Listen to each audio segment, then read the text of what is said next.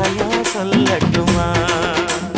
மாமே தரணும் சீரு, ரெண்டு மாங்கா கட்டு தோடு. நீ சிரிக்கிற தங்கத்தேரு, ஓ தேவை என்ன கேடு. வெடல புள்ள நானும் ஒரு விவரம் கேட்க வேணும். ஏதன்னானே தாமரப்பூ புள்ள தள்ளாடும் தண்ணி இல்லை.